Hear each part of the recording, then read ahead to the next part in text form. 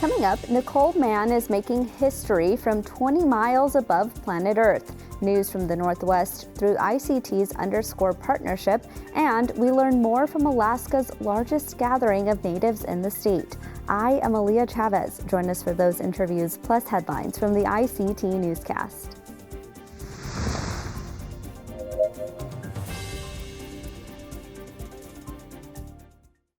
This program is made possible by the Corporation for Public Broadcasting, a private corporation funded by the American people.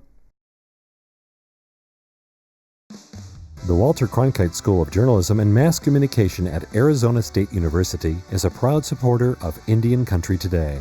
Students at Cronkite News and Gaylord College at the University of Oklahoma cover Indigenous communities together. This important work is distributed by more than 100 news organizations. This collaboration provides a much-needed boost to coverage of Native American communities nationwide. Learn more at cronkitenews.azpbs.org.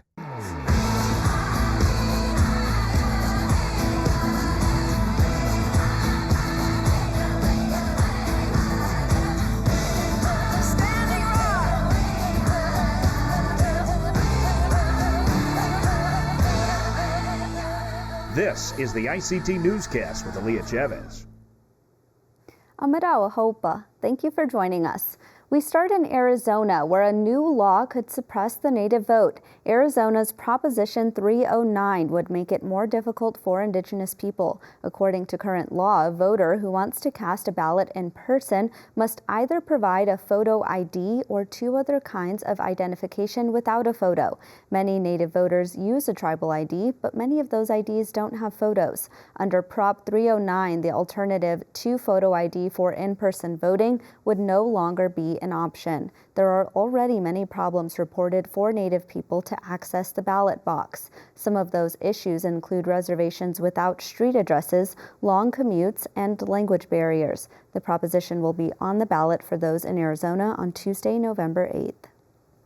While climate change is a global issue, it doesn't affect everyone equally. Some areas are seeing a rise in temperature, while others have had their entire communities wiped out from natural disasters. The rise of global temperatures and sea level continues to affect the most vulnerable people with increasing regularity and intensity. The 2022 report from the Intergovernmental Panel on Climate Change found that it is hitting low-income communities of color the worst. Anishinaabe citizen and co-executive director of the Climate Justice Alliance, Bonashe Albert, says racism and classism plays a part. Those communities who are Black, Indigenous, communities of color are often hit the most harshly around the climate crisis.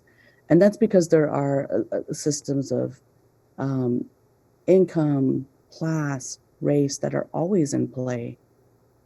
Albert says the first thing many frontline communities say when talking about solutions is the need to stop fossil fuel production. In Canada, the oldest police force in North America has committed to following recommendations from the National Inquiry into Missing and Murdered Indigenous Women and Girls. APTN's Angel Moore has this report. Almost 3 years ago, the final report of the National Inquiry into Missing and Murdered Indigenous Women and Girls was presented to Prime Minister Justin Trudeau. Since then, people still walk and rally, raising awareness of MMIWG report. The Royal Newfoundland Constabulary has been around since 1729. This week in St. John's, the oldest police force in North America committed to following the MMIWG calls to justice. Constable James Cadigan speaks for the Constabulary. He says building relationships means better policing. This particular relationship is that we look to develop with our Indigenous people of Newfoundland and Labrador. It's very important that we are doing so in partnership with and with leadership from members of that community. Cadigan was speaking a month after the First Voice Urban Indigenous Coalition from St. John's issued their own report on policing called Building Trust, Restoring Confidence. That report says Newfoundland and Labrador's provincial police force has some of the least effective transparency and accountability, especially for the 45,000 Indigenous people who live on the island. RNC executive team has reviewed the report, and I mean, anytime we have an opportunity to see progress, growth, and change in the betterment of our police service, we will certainly do so.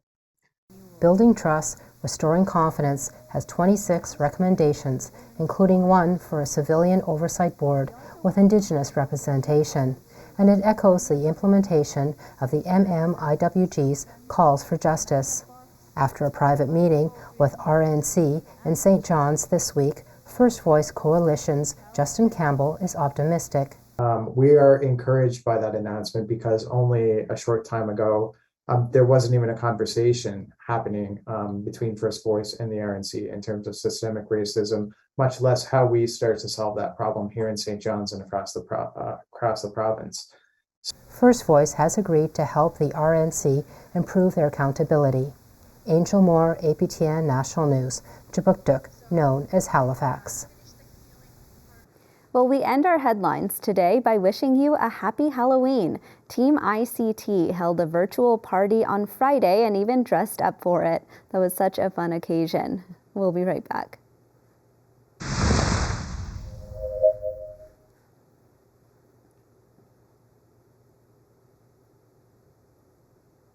A Native person is currently living 20 miles above Earth at the International Space Station.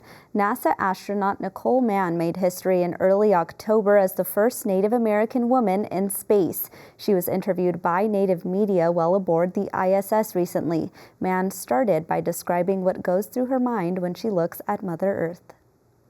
Oh, there are so many things that go through my mind. It is an absolutely incredible experience.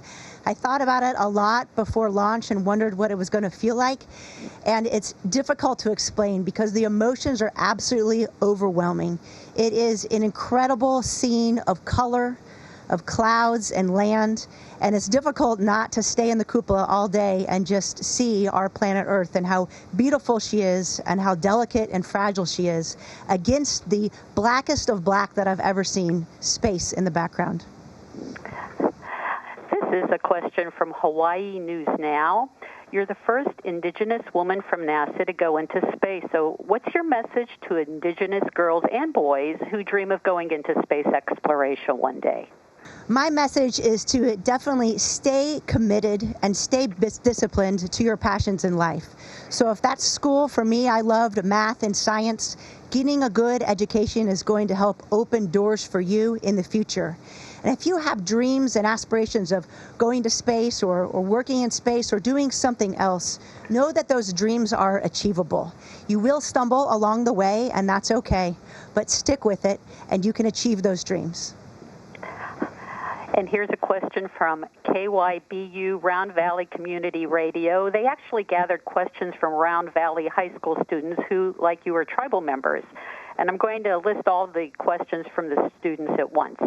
How does it feel to be the first Native American woman to go to space, maybe also to the moon one day?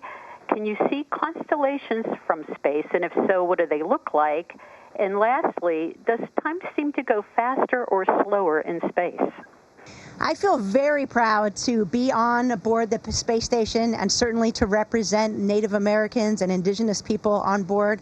I think it's important that we recognize that there are all different types of people on board the International Space Station, not only from different countries, but from different backgrounds and different nationalities. What that does is it just highlights our diversity and how incredible it is when we come together as a human species, the wonderful things that we can do and that we can accomplish. And I think it's a great message to the kids that are in, junior high or high school or even younger, for them to know that these opportunities are out there for the taking. You can see constellations from the space station. There's a lot of lights on board, so you need to find a time after working hours when it's dark. Unfortunately, I haven't had a chance to do that yet since I've only been up here 2 weeks, but it's definitely on my bucket list, and so I will take a look and let you know. And as far as time goes, it's incredible. It just flies by so quickly. I think because you're really busy on board the space station, you're really excited to be in space and everything is new. And before I know it, lunchtime has come and gone and it's the end of the workday and time for dinner, and I feel like there's still 10 things I need to get done. So I'm really looking forward to the time on board space station to get all those things done, the work and also the fun things. This question is from Muskogee Media. They would like to know how your tribal family members have reacted to your exploration. What's the impact for your tribe? And one more from them, if I might. Is your space experience causing you to reflect on your indigenous perspective and identity, and if so, how?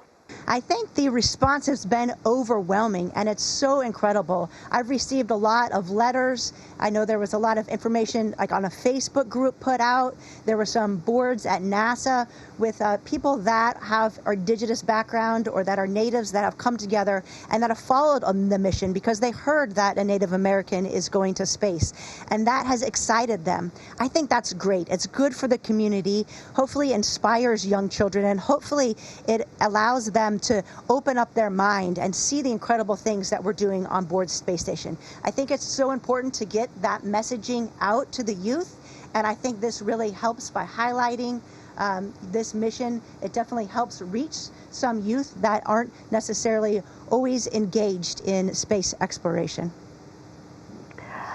This question is from the Navajo Times. Many of us natives carry with us items of significance or importance such as corn pollen.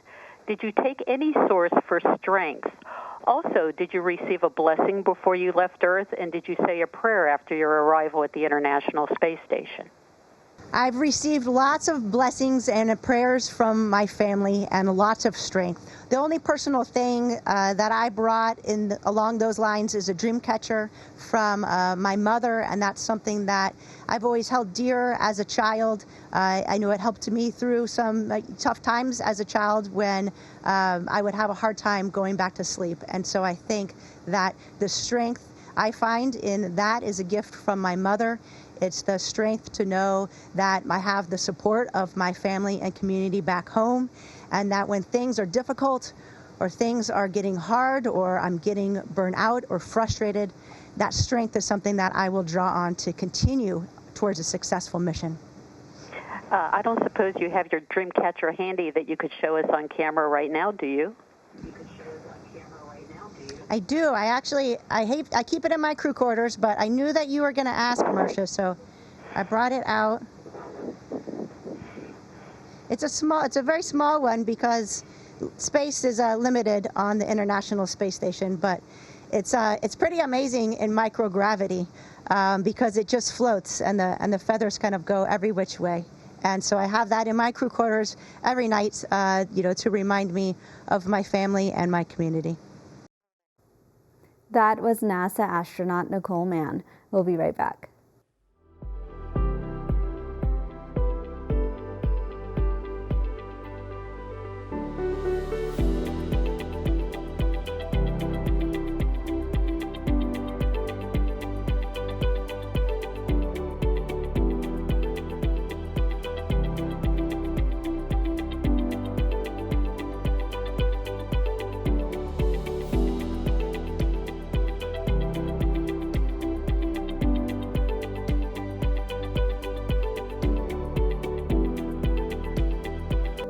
The Alaska Federation of Natives annual convention was held just over a week ago. It is a large gathering for leaders to talk policy around fisheries, elections, and more. ICT's Jacqueline Estes joins us now virtually from Anchorage with updates. Hi, Jacqueline.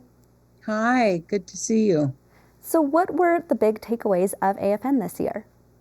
Well, one of the biggest ones was about fisheries, and so delegates from regional nonprofits, for-profit corporations, and tribes, all the major Native organizations in the state, come together and adopt and have, listened to a lot of speeches and talks and presentations and have discussions. And then on the last day, they adopt resolutions on various topics of importance. And this year, a couple came up on fisheries. So what's happening is fish return every summer to spawn in the river or stream where they were born. And fisheries, the Yukon and Kuskokwim River fisheries have been declining for years, and to the point that fishing has been shut down on the Yukon for the past 3 years. And this is huge because this river used to support millions of fish, and now there aren't enough for even a subsistence fishery.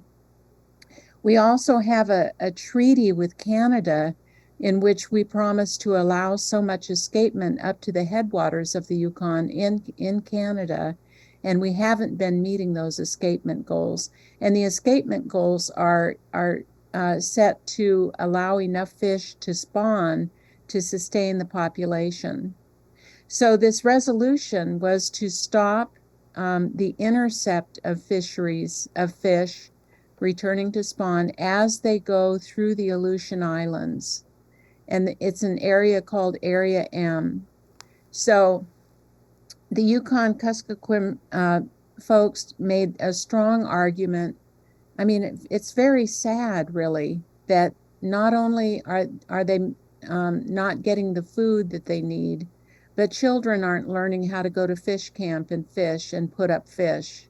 So the Aleutian Pribilof Island Association, a spokesman for them, later said that their hearts go out to the people in the Yukon Kuskokwim region, but he argues, and this is Nathan McGowan, he argues that stopping the intercept would not have that much benefit for the Yukon Kuskokwim fisheries.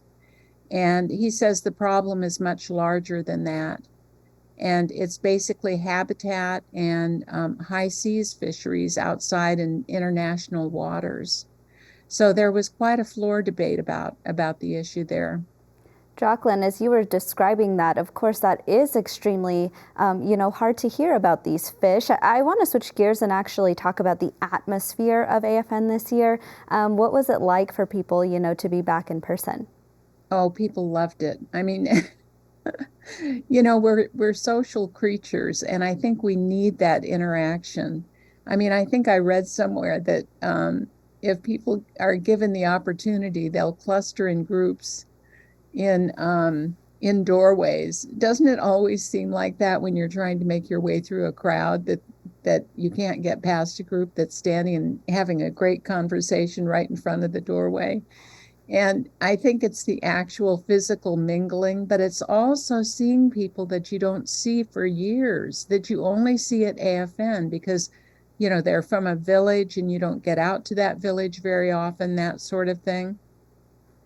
There's also dancing in the evening, dance performances, and an arts and crafts market where you can stock up on all, get your earring drawer all filled with new stuff and that kind of thing.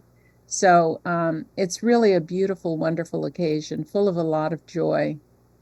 We saw some footage of Representative Mary Peltola, who was there in person, for her to be the first Alaska Native ever elected to Congress and to be there in person. How do you even begin to describe that kind of representation, but also what it meant for her to be there in person? Oh gosh, the crowd went wild. I mean, as soon as she started up the steps to the stage, she got a standing ovation. And her campaign had handed out fans that are a picture of her face. And so people were holding those in front of their face sometimes or waving them in the air. And the standing ovation lasted for at least a minute or two. And she couldn't speak for the roar of the crowd. It was really heartwarming. That sounds wonderful. I hope you got one of those fans, Jacqueline. Thank you so much for being here. My pleasure.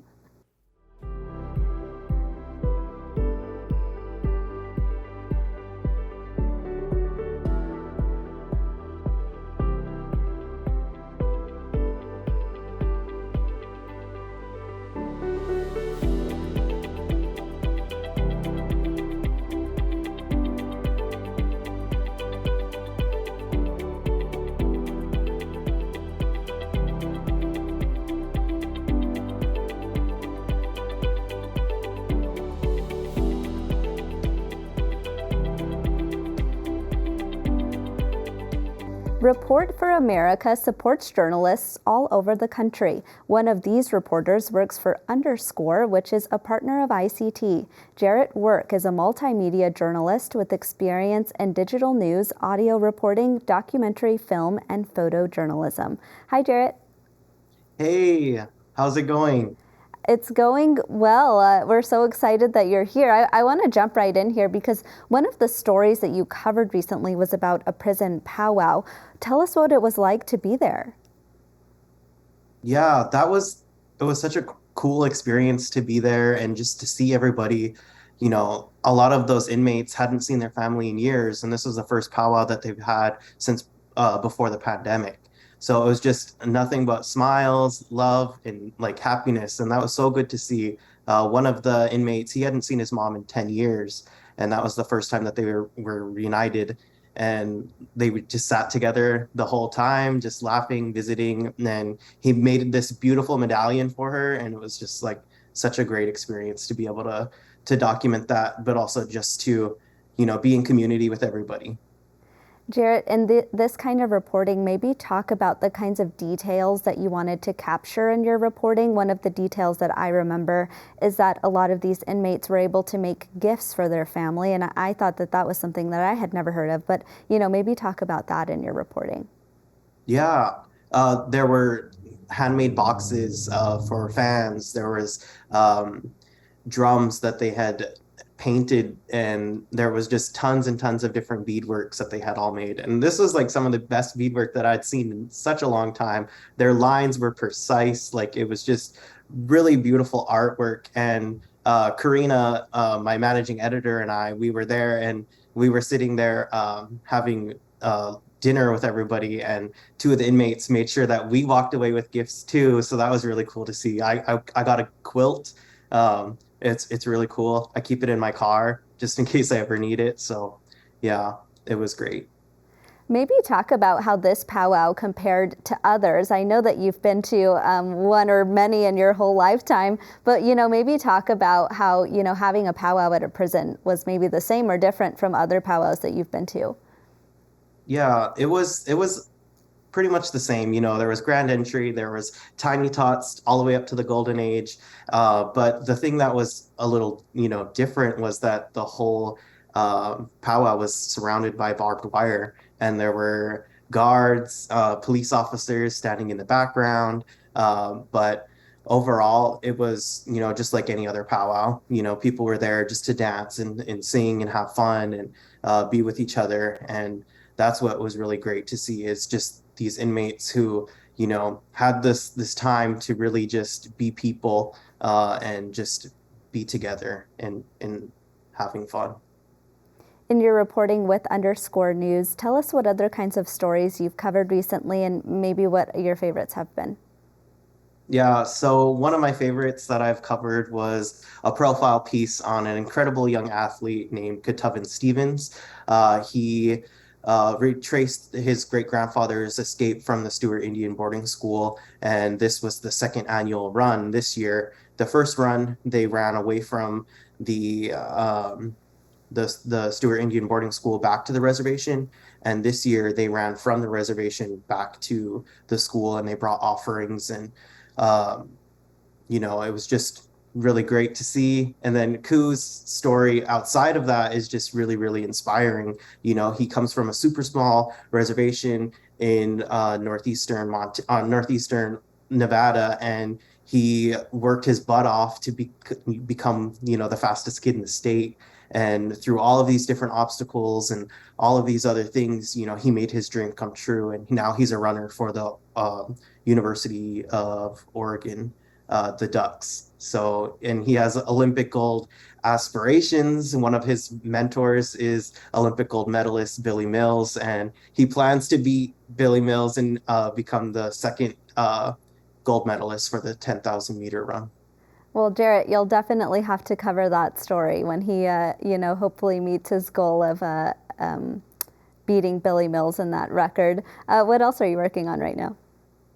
Right now, I'm starting a Indigenous entrepreneur series where I'm just highlighting small and Native-owned businesses, fashion designers, tattoo artists, and just business owners. There's such a great community here in the Pacific Northwest, and especially here in Portland with the Oregon Native American Chamber, which really helps a lot of the community members here become entrepreneurs and learn the different things that they really need to take their businesses that are already existing to the next step, or start from the ground up and learn how to become a successful business person. Very quickly here, Jarrett, tell our viewers where they can find your reporting with _news. Yeah, you can follow us on Instagram, Twitter at _.news, or you can follow me personally at Jarrett_work, Jarrett_work on all social media platforms. Well, Jarrett, thank you so much. Yeah, thank you so much, Aaliyah. And that's a slice of our Indigenous world. For all the latest, visit ictnews.org. From all of us in the newsroom, stay safe, my relatives. Sometimes you got to take a stand, just because you know you can. Oh, you got to run, you got to run.